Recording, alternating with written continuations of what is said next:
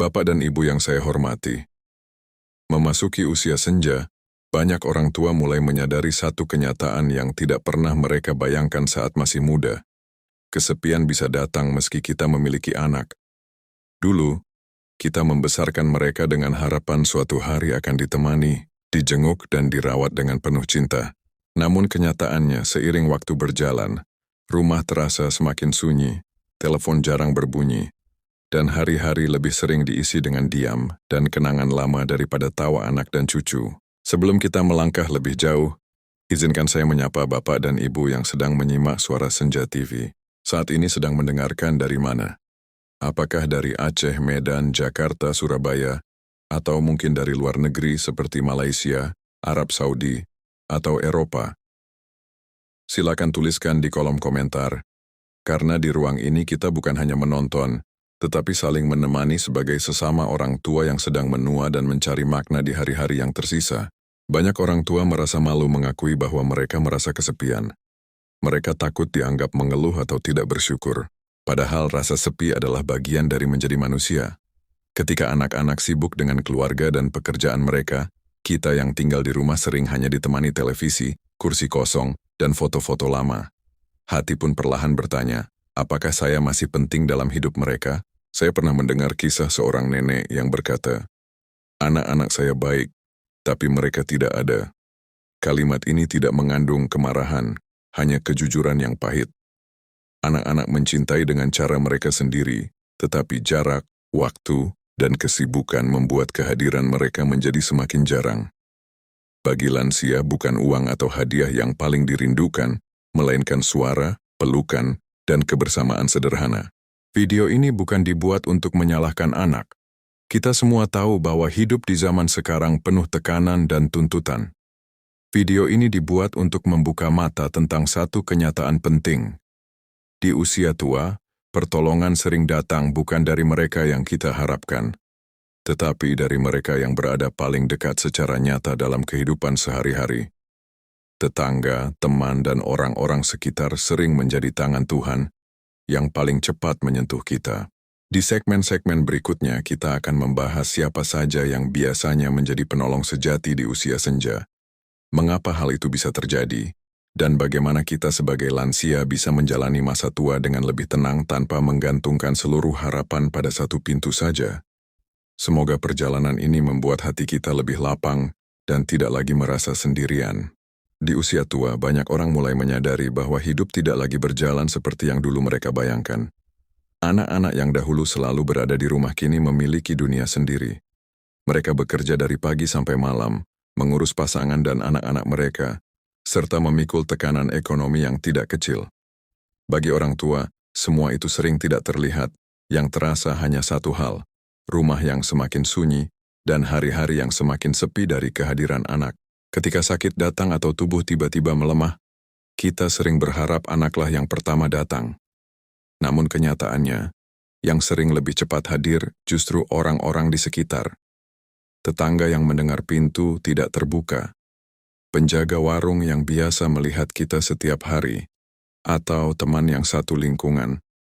Mereka yang berada dekat secara fisik seringkali lebih sigap dibanding anak yang tinggal jauh dan sibuk dengan dunianya. Saya pernah mendengar kisah seorang kakek yang jatuh di kamar mandi. Bukan anaknya yang pertama datang menolong, melainkan tetangga sebelah yang mendengar suara jatuh dan teriakan. Anak-anaknya baru mengetahui beberapa jam kemudian.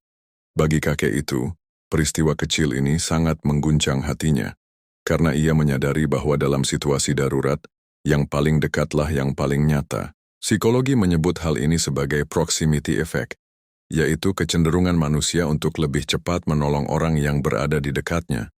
Bukan karena cinta lebih besar, tetapi karena jarak dan waktu sangat menentukan. Inilah sebabnya mengapa di usia senja, lingkungan sekitar sering menjadi penolong utama, sementara keluarga yang jauh hanya bisa hadir setelah semuanya terjadi. Hal ini tidak berarti anak-anak tidak sayang. Mereka hanya terjebak dalam ritme hidup yang berbeda. Namun ketika orang tua menggantungkan semua harapan pada anak, kekecewaan mudah muncul. Sebaliknya, ketika kita membuka hati kepada orang-orang di sekitar, kita menemukan bahwa Tuhan sering mengirim pertolongan lewat jalan yang tidak kita duga. Jika Bapak dan Ibu pernah merasakan bahwa yang paling cepat menolong justru bukan anak, tuliskan satu kata hadir di kolom komentar. Itu adalah pengingat lembut bahwa di usia senja, yang paling berharga bukan hanya hubungan darah, tetapi siapa yang benar-benar hadir di saat kita membutuhkan. Selain tetangga, ada satu kelompok lain yang sering menjadi penolong sejati di usia tua, yaitu teman sebaya. Mereka yang berada di usia yang sama, yang sama-sama menua, yang sama-sama mengalami tubuh melemah dan ingatan mulai berkurang, justru sering lebih memahami apa yang kita rasakan. Di usia senja, rasa dimengerti jauh lebih penting daripada sekadar diberi nasihat atau bantuan materi. Teman sebaya tahu bagaimana rasanya bangun pagi dengan tubuh yang kaku, bagaimana rasa cemas ketika harus ke dokter sendirian, dan bagaimana sunyinya rumah ketika malam tiba. Karena mereka merasakan hal yang sama, mereka tidak menghakimi. Mereka hadir dengan empati, bukan dengan tuntutan. Inilah yang membuat hubungan antar lansia sering terasa lebih hangat dan tulus. Saya pernah mendengar kisah seorang nenek yang tinggal sendiri setelah anak-anaknya merantau. Setiap pagi, yang pertama mengetuk pintunya bukanlah anak, tetapi sahabatnya sesama lansia. Mereka minum teh bersama, berbagi cerita, dan saling menguatkan. Bagi nenek itu, kehadiran sahabatnya membuat hari-hari terasa lebih ringan daripada menunggu telepon yang jarang berdering. Psikologi menyebut hubungan seperti ini sebagai peer support, yaitu dukungan dari orang-orang yang berada di fase hidup yang sama. Dukungan ini sangat kuat karena tidak lahir dari kewajiban, melainkan dari rasa saling memahami. Di usia tua, dukungan seperti ini bisa menjadi sumber ketenangan yang sangat besar. Teman sebaya juga membantu kita merasa masih menjadi bagian dari dunia. Dengan berbicara, tertawa, dan berbagi kenangan, kita tidak merasa terasing. Kita merasa hidup kita masih berarti, masih didengar, dan masih dihargai. Hal-hal sederhana ini seringkali lebih menyembuhkan daripada bantuan besar yang datang sesekali. Ketika kita membuka diri pada teman-teman sebaya, kita sedang membangun jaring pengaman emosional. Jaring ini mungkin tidak terlihat, tetapi sangat kuat. Ia menahan kita agar tidak jatuh terlalu dalam ke dalam kesepian yang sering menyertai usia senja. Selain tetangga dan teman sebaya, ada satu kelompok penolong yang sering luput dari perhatian, tetapi sangat penting dalam hidup lansia, yaitu tenaga kesehatan dan petugas sosial.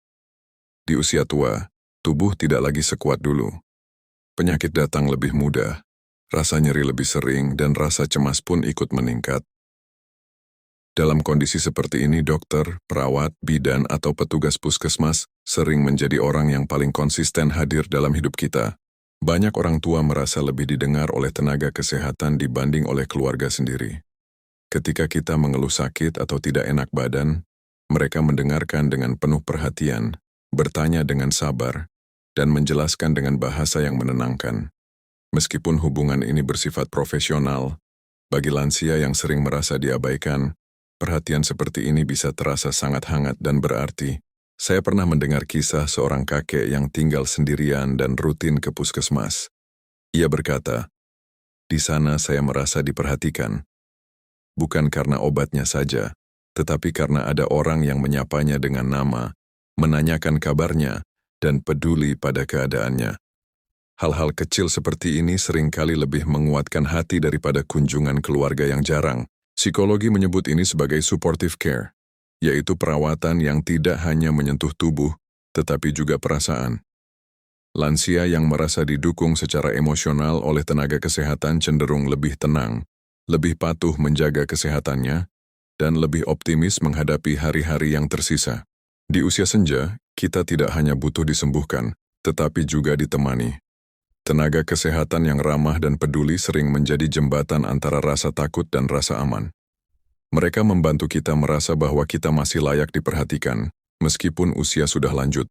Jika Bapak dan Ibu pernah merasa terbantu oleh tenaga kesehatan atau petugas sosial, tuliskan satu kata "terbantu" di kolom komentar. Itu adalah cara kecil untuk menghargai mereka yang sering menjadi tangan Tuhan dalam hidup kita di usia senja. Selain manusia, ada satu penolong yang sering menjadi sandaran paling setia di usia senja, yaitu iman dan keyakinan spiritual. Ketika tubuh melemah dan dunia terasa semakin jauh, banyak lansia menemukan bahwa doa, jikir, atau sekadar berbicara kepada Tuhan menjadi tempat bersandar yang paling tenang. Dalam keheningan, hati menemukan kekuatan yang tidak bisa diberikan oleh siapapun di dunia. Banyak orang tua merasa lebih damai ketika mereka kembali mendekat kepada Tuhan. Mereka mungkin tidak lagi kuat berjalan jauh, tetapi mereka bisa berdoa. Mereka mungkin tidak lagi punya banyak teman, tetapi mereka merasa ditemani oleh Yang Maha Mendengar.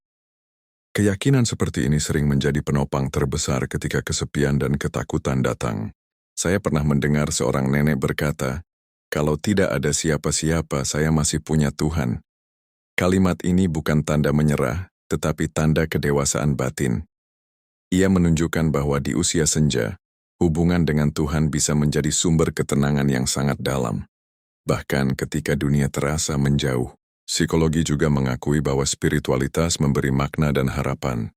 Lansia yang memiliki keyakinan spiritual yang kuat cenderung lebih mampu menerima perubahan, lebih jarang merasa putus asa, dan lebih tenang menghadapi ketidakpastian. Iman membantu kita melihat hidup sebagai perjalanan yang tetap bermakna, meski langkah sudah pelan. Spiritualitas juga membantu kita melepaskan rasa kecewa terhadap manusia. Ketika harapan kepada anak atau orang lain tidak terpenuhi, kita tidak hancur, karena kita masih punya sandaran yang lebih besar. Dari sanalah muncul ketenangan yang tidak tergantung pada siapapun. Di usia senja, iman bukan lagi soal ritual, tetapi soal rasa ditemani. Ketika kita merasa ditemani oleh Tuhan, kesepian tidak lagi terasa menakutkan. Hati menjadi lebih kuat untuk menjalani hari-hari dengan penuh keikhlasan dan kedamaian. Selain iman dan keyakinan spiritual, ada satu penolong yang seringkali paling setia di usia senja, yaitu diri kita sendiri.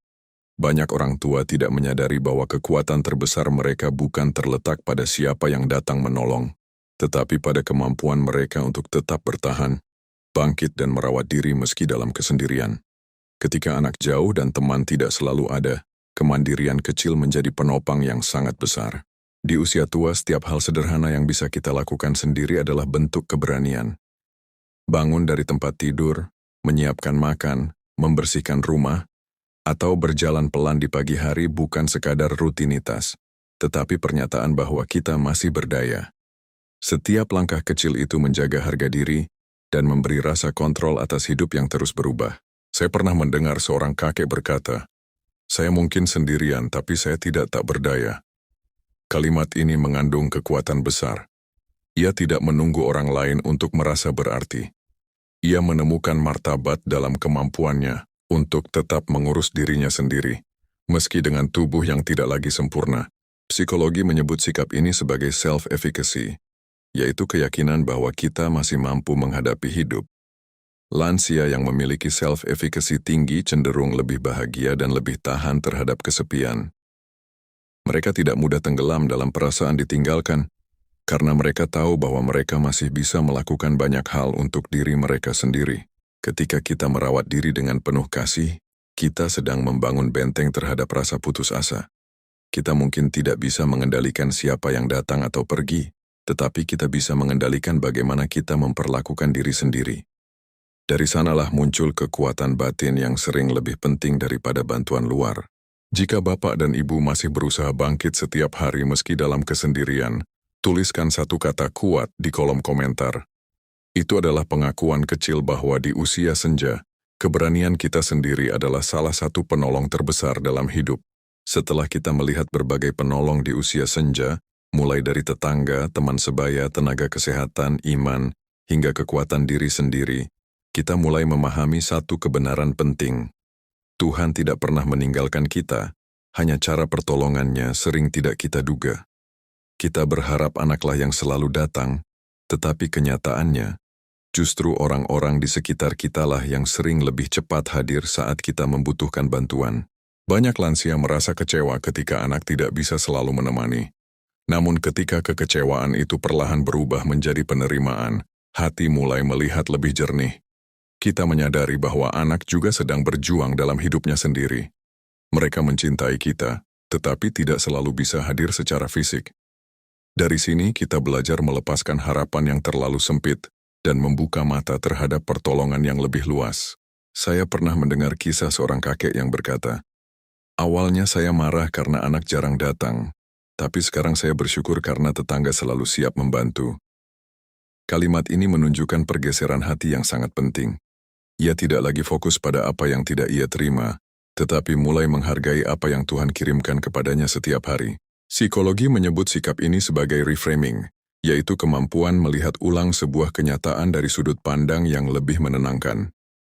Lansia yang mampu melakukan reframing cenderung lebih damai, karena mereka tidak terjebak pada kekecewaan, melainkan menemukan makna dalam apa yang masih ada. Dari sanalah muncul ketenangan yang tidak tergantung pada satu orang saja. Di usia senja kita belajar bahwa hidup tidak pernah benar-benar kosong. Mungkin anak tidak selalu ada, tetapi ada orang-orang lain yang hadir dengan tulus. Mungkin tangan yang menggenggam bukan tangan darah daging, tetapi tangan itu tetap hangat dan menolong. Ketika kita membuka hati, kita melihat bahwa kita tidak sesepian yang kita kira. Segmen ini ingin mengajak Bapak dan Ibu untuk melihat hidup dengan kacamata yang lebih lembut. Bukan untuk menghapus rindu pada anak, tetapi untuk memperluas rasa syukur atas siapapun yang Tuhan kirimkan untuk menemani kita di masa senja. Dengan cara ini, hati menjadi lebih lapang, dan hari-hari terasa lebih ringan untuk dijalani. Di usia senja, ketika kita mulai menerima bahwa pertolongan tidak selalu datang dari anak, kita juga belajar satu hal penting, yaitu membangun lingkaran dukungan sendiri. Lingkaran ini bisa terdiri dari tetangga, teman sebaya, petugas kesehatan, dan orang-orang yang rutin kita temui. Mereka mungkin tidak memiliki hubungan darah, tetapi kehadiran mereka memberi rasa aman yang nyata dalam kehidupan sehari-hari. Banyak lansia yang mulai merasa lebih tenang ketika mereka mengenal orang-orang di sekitar. Menyapa tetangga, bergabung dengan kegiatan kecil di lingkungan, atau sekadar berbincang dengan penjaga warung bisa membuat hari terasa lebih hidup. Hubungan-hubungan sederhana ini menciptakan jaring pengaman emosional yang melindungi kita dari kesepian yang terlalu dalam.